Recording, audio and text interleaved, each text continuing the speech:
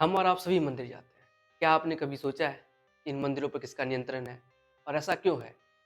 और ये मंदिर हमारे लिए इतने महत्वपूर्ण क्यों हैं? आज के इस वीडियो हम इन्हीं बातों पे बात करने वाले हैं। नमस्कार, मैं मनी और आप देख रहे हैं सूडो लिबरल। आइए सबसे पहले जरा हम ये जानते हैं कि मंदिर सबसे ज़्यादा महत्वपूर्ण क्यों है? हिंदू धर्म में मंदिरों का सबसे महत्वपूर्ण स्थानों में से एक स्थान माना गया है। उन्हें एक पवित्र स्थान के रूप में देखा जाता है, जहाँ हिंदू पूजा करने के लिए अपने देवी-देवताओं से जुड़ने के लिए जा सकते हैं। मंदिर किसी के मन में एक महत्वपूर्ण स्थान रखते हैं और अक्सर उन्हें आस्था के प्रतीक के रूप में देखा जाता है। कई हिंदुओं के लिए मंदिर मुश्किल के समय में शरण का स्थान भी रहा है। आपको कई केसों में देखने को मिला है। मंदिर किसी व्यक्ति के व्यक्तिगत विकास, समाज के विकास और पूरे समाज की उन्नति के लिए एक महत्वपूर्ण कड़ी है। ये एक ऐसी जगह है जहाँ हम भगवान से मार्गदर्शन प्राप्त कर सकते हैं। साथ ही मंदिरों में हमें पुरोहितों के माध्यम से भगवान से जुड़ने का एक मार्ग प्राप्त होता है। आप अपने जीवन की चुनौतियों पे काबू पाने के लिए हमेशा मंदिर या भगवान की तरफ रुख करते हैं। इसके अलावा अगर हम देखें तो एक हिंदू मंदिर कला, धर्म के आदर्शों, विश्वास, मूल्यों और हिंदू धर्म के तहत चलने वाले जीवन शैली को दर्शाता है। यह ऐसा एक पवित्र स्थान है जो मनुष्य, देवताओं और सार्वभौमिक पुरुषों के बीच के करीब है। प्राचीन और मध्यकालीन भारत में हिंदू मंदिरों ने महत्वपूर्ण सामाजिक, आर्थिक, कलात्मक और बौद्धिक कार्यों के केंद्र के रूप में कार्य किया। बर्टन स्टीन कहते हैं कि दक्षिण भारतीय मंदिर क्षेत्रीय विकासों के कार्यों का प्रबंधन करते थे, जैसे सिंचाई, भूमि सुधार, आपदा के बाद राहत और उसके बाद उनका पुनर्निर्माण का कार्य। अब मंदिर इतना कार्य कर रहे थे तो इसका मतलब ये था उसका कहीं ना कहीं से भुगतान किया जाएगा। उसका भुगतान होता था भक्तों के द्वारा जो कथित धन किया जाता था, जो दान में हम और आप देते हैं उससे। जेम्स हेल्समैन के अनुसार यह दान भारतीय समाज के एक विस्तृत स्पेक्ट्रम से आते थे, जिसमें राजा, रानियां, राज्य के अधिकारी से लेकर व्यापारी, पुजारी और चरवाहे तक शामिल थे। यानी कि मंदिर में दान जो भी देते थे वो सभी, इसमें कोई बड़ा नहीं था, कोई छोटा नहीं था, सभी आपस में सम्मिलित होकर जिसकी जितनी इच्छा शक्ति थी आज के मुताबिक ही, वैसे ही पहले भी दान का कार्य वैसे ही चलता था।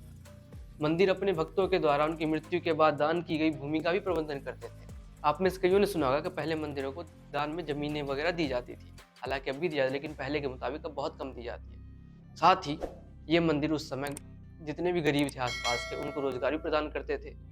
कुछ मंदिरों में सोने और चांदी के सिक्कों के साथ बड़े बड़े खजाने हुआ करते। समय के साथ साथ हिंदू मंदिर शाही और निजी व्यक्तियों से मिलने वाले दान से बहुत ज़्यादा समृद्ध हो। चौथी शताब्दी के शिलालेख हिंदू मंदिरों के आसपास स्कूलों की स्थिति के बारे में बताते हैं, जिन्हें घटिका या मठकहा भी कहा जाता था। यहाँ वेदों का अध्ययन किया जाता था। दक्षिण भारत में हिंदू मंदिरों से जुड़े वैदिक स्कूलों को कलई या सलई कहा जाता था और यहाँ पे ये छात्रों को मुफ्त बोर्डिंग और आवास भी प्रदान करते थे। यानी कि वहाँ पे जो विद्यार्थी पढ़ते थे उन्हें मुफ्त में शिक्षा के साथ साथ आवास भी दिया जाता था। आज के समय में अस्पताल, कम्युनिटी किचन, मठ, यात्री सराय आपको अलग अलग जगह पे देखने को मिलेंगे, लेकिन प्राचीन समय में ये चीज़ें मंदिर के ही कैंपस में हुआ करती थी। इसका प्रमाण आपको कई शिलालेखों में देखने को मिलेगा जो ये बताता है कि बंगाल, आंध्र प्रदेश और अन्य जगहों पर पहले कई सारे मंदिरों के साथ साथ ये चीज़ें आपको देखने को मिलती थी। इसी तरह आंध्र प्रदेश में लगभग 1262 के एक पत्थर के शिलालेख में धार्मिक केंद्र के साथ साथ प्रसूतिशाला यानी कि प्रसूति गृह, वैद्य और एक आरोग्यशाला जिसे स्वास्थ्य गृह भी कहा जाता है, उसका अभिलेख देखा गया है, जिसके अनुसार बौद्ध मठों और हिंदू धार्मिक केंद्रों ने पहली शताब्दियों में बीमारों और जरूरतमंदों की देखभाल के लिए सुविधाएं प्रदान की। लेकिन 12वीं शताब्दी के बाद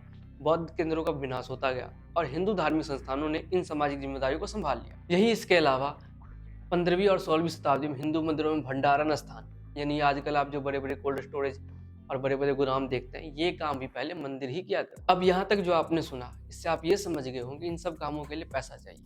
और ये पैसा आता कैसे था, ये मैंने आपको ऊपर ही बताया कि उस समय मंदिरों की वेल्थ काफ़ी अच्छी खासी थी, जिसका प्रभाव ये हुआ कि उस समय भी इस पे टैक्स लगाए गए।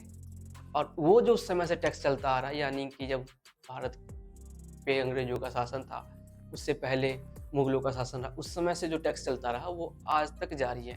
अब जरा हम इन टैक्सेशनों को और ये जानने की कोशिश करते हैं कि इन मंदिरों पे आखिरकार कंट्रोल किस। अंग्रेजों के भारतीय सत्ता पर काबिज होने से पहले भारत के मठ मंदिरों का प्रबंधन भारत के स्थानीय समुदाय द्वारा किया जाता। उस कालखंड में विदेशी आक्रांताओं ने भारतीय समाज में हीन भावनाएं जगाई, धर्मांतरण के लोगों को विवश किया तथा आर्थिक हितों की पूर्ति के लिए भारत के अनेक मठ मंदिरों को न केवल लूटा बल्कि उसे ध्वस्त करने का भी काम किया, जिसका उदाहरण अयोध्या, मथुरा, काशी आपके सामने। अरब यात्री अल बरूनी के सोमनाथ मंदिर की भव्यता और समृद्धि के वर्णन से प्रेरित होकर ही महमूद गजनवी ने 8 जनवरी 1026 को सोमनाथ पर आक्रमण कर वहां की विशाल संपत्ति को ही लूटा। इसके बाद बारी आती है अंग्रेजों की। अंग्रेजों द्वारा मठ मंदिरों को अपने कब्जे में करने के लिए कई सारे कानून बनाए, जैसे कि वर्ष 1925 में Madras religious and charitable endowment act बनाया गया, जिसका मुस्लिम और ईसाइयों ने विरोध किया। इसीलिए इसका नाम बदल के Madras Hindu religious and endowment act 1927 किया गया। इसमें केवल हिंदुओं के लिए कानून को लागू किया गया। वर्ष 1947 तक भारत के आज़ाद होने के बाद भारतीय समाज को विश्वास था, सरदार वल्लभ भाई पटेल के नेतृत्व में शुरू हुआ सोमनाथ मंदिर का जीर्णोद्धार भारत के मठ मंदिरों की स्वायत्तता का मार्ग प्रशस्त करेगा। किंतु यहाँ हुआ इसके उलट।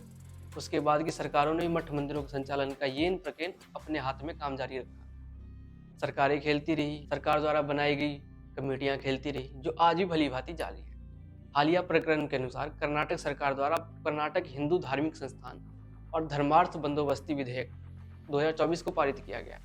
उसकी प्रत्येक खंगाले में पता लगता है कि कर्नाटक हिंदू धार्मिक संस्थान और धर्मार्थ बंदोबस्ती अधिनियम 1997 को कर्नाटक उच्च न्यायालय द्वारा एक रिट अपील के कारण रद्द कर दिया गया। तत्पश्चात उच्चतम न्यायालय द्वारा उच्च न्यायालय के निर्णय को रोक लगाते हुए अधिनियम के सेक्शन 25 को छोड़कर शेष अधिनियमों को लागू करने की अनुमति दे दी गई। उसके बाद कर्नाटक सरकार ने निर्णय के परिणामों को परीक्षण के लिए एक उच्च स्तरीय कमेटी का गठन किया और समिति के सिफारिशों के आधार पर इस अधिनियम को बदलने का निर्णय किया। ज्ञात हो कि कर्नाटक सरकार का मुजराई विभाग लगभग 35,000 मठ मंदिरों का संचालन करता। वर्ष 2011 में संशोधित अधिनियम के अधिसूचित संस्थानों एवं सरकार से ही प्राप्त अनुदान राज्य धार्मिक परिषद को सार्वजनिक मूल निधि बनने के लिए अधिकृत किया गया। अधिनियम में यह व्यवस्था की गई थी कि जिन अधिसूचित संस्थानों की कुल आय 10 लाख रुपए से अधिक की है, उसकी शुद्ध आय का 10% तथा जिनकी कुल आय 5 लाख रुपए या परंतु 10 लाख से ऊपर नहीं है, उनकी शुद्ध आय का 5% इस निधि में जमा हो गया। हाल में कर्नाटक सरकार हिंदू धार्मिक संस्थान और धर्मार्थ बंदोबस्ती विधिनियम 2024 को लेकर आई है, जिसे पहली बार यहाँ के विधानमंडल ने खारिज कर दिया। परंतु हठधर्मिता दिखाते हुए कर्नाटक सरकार ने तब इसे पास करा लिया जब विपक्षी सदन इस चीज का बहिष्कार कर रहे थे और सदन से बाहर थे वो। हालांकि इसमें विपक्ष की भी मिली भगत से इनकार नहीं किया जा सकता, विशेष जब वो 2011 के अधिनियम के निर्माता रहे। इस कानून के अनुसार जिस मंदिरों की सालाना आमदनी 10 लाख रुपए से 1 करोड़ के बीच की है, उसे 5% और 1 करोड़ से अधिक आमदनी वाले को 10% रकम इकट्ठा कर राज्य के धार्मिक परिषद द्वारा प्रशासित सार्वजनिक पूल रकम में रखने की व्यवस्था की। सरकार का तर्क ये है कि इससे जमा धन का उपयोग हम पुजारियों और मंदिर के अन्य कर्मचारियों के परिवारों के लिए करेंगे, जिसमें उन्हें जीवन बीमा, मृत्यु लाभ, छात्रवृत्ति इत्यादि दिया जाएगा। ये आपको पता ही है किसे दिया जाता है और किसे नहीं दिया जाता। इसके अलावा मंदिरों के रख रखाव में भी इस रकम का खर्च किया जाएगा। न केवल कर्नाटक बल्कि देश में कई सारे ऐसे राज्य हैं जिनमें तकरीबन ऐसे ही कानून आपको देखने को मिलेंगे। अब एक सवाल ये उठता है कि ऐसी कानूनें और ऐसी व्यवस्था केवल मठ मंदिरों के लिए क्यों है? मठ मंदिरों के प्रबंधन में सरकारी दखलंदाजी क्यों होती है, जबकि दूसरे धर्म यानी कि मस्जिदों पर सरकार का कोई कंट्रोल नहीं है? फिर मंदिरों पे ही क्यों है? 2011 की जनगणना के अनुसार भारत में लगभग 30 लाख पूजास्थल, इनमें से अधिकांश हिंदू मंदिर हैं। राजा अक्सर मंदिरों की पूजा के लिए धन और भूमि इत्यादि दान किया करते। वो उस समय के संस्कृति और अर्थव्यवस्था दोनों केंद्र थे। मंदिरों के आसपास शहर विकसित हुए, जिससे क्षेत्रों का विकास हुआ। हालांकि मंदिरों पर सरकारी नियंत्रण का इतिहास ब्रिटिश काल से शुरू होता है। सबसे पहला कानून जिस पे मंदिरों का संचालन मंदिरों से हटके सरकार की तरफ गया, वो 1925 में लाया गया। इस कानून के तहत एक बोर्ड का गठन किया गया, जिसे हिंदू धार्मिक एंडोर्समेंट बोर्ड कहा गया। यह बोर्ड विभिन्न मंदिरों और धार्मिक संस्थानों की देखरेख किया करता था। इसमें सरकारी प्रतिनिधि और धार्मिक समुदाय के लोग जुड़े थे, जिसका काम मंदिरों की आय, संपत्ति और धार्मिक कृत्यों का प्रबंधन करना था। मंदिरों की संपत्ति का प्रबंधन इस कानून के तहत एक ट्रस्ट की तरह किया जाता था, जिसमें आय का सही इस्तेमाल सुनिश्चित करने के लिए बोर्ड को अधिकार दिए गए थे। हालांकि उस वक्त भी कई लोगों का यह मानना था कि सरकार का धार्मिक संस्थानों में हस्तक्षेप अनुचित है और यह मंदिरों की स्वतंत्रता का उल्लंघन है। यह तर्क दिया गया कि मंदिरों का प्रबंधन धार्मिक समुदाय के सदस्यों के हाथ में होना चाहिए, न कि सरकारी अधिकारियों और उसके द्वारा बनाए गए ट्रस्ट के हाथ। अब सवाल ये उठता है, आज़ादी के बाद क्या हुआ? आज़ादी के बाद भी यह परंपरा ऐसे ही जारी है। स्वतंत्र भारत की सरकार ने मंदिरों के प्रबंधन में पारदर्शिता और उसके संसाधनों का सदुपयोग निश्चित करने के उद्देश्य से कई कानून बनाए, और इस तरह का पहला कानून 1951 के मद्रास हिंदू धार्मिक और धर्मार्थ बंदोबस्ती अधिनियम के नाम पे आया। उसी समय बिहार में भी इस तरह का कानून पारित किया गया। मद्रास कानूनों को अदालत में चुनौती दी गई और उसे खारिज कर दिया गया। अंततः 1959 में कुछ संशोधन के साथ एक नया कानून पारित किया गया। अधिकांश दक्षिणी राज्य मंदिरों को नियंत्रित करने के लिए समान कानूनी संरचनाओं का पालन करते हैं।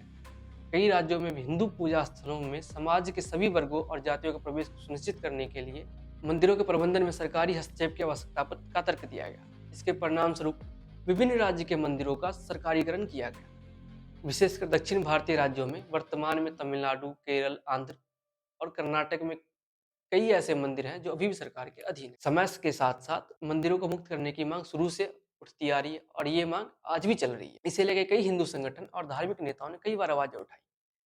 मंदिरों की संपत्ति और आय का उपयोग किस तरह से हो रहा है, इसे लेके भी सवाल उठाते जा रहे हैं और इसे आप आए दिन न्यूज़, अखबारों में देखते आ रहे हैं। ये तो थे कुछ उदाहरण। अगर मैं ऐसे ही उदाहरणों पे बात करने और आपको बताने बैठूँ तो वीडियो तकरीबन 3-4 घंटे की बन जाएगी। आज के इस वीडियो का मकसद सिर्फ़ एक ही था कि हम आपको ये बताएँ कि कैसे हमारे मंदिरों पे सरकार और उनके द्वारा चुने हुए प्रतिनिधि का नियंत्रण है।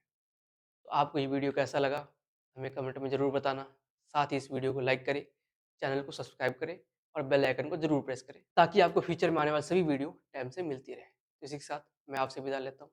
नमस्कार।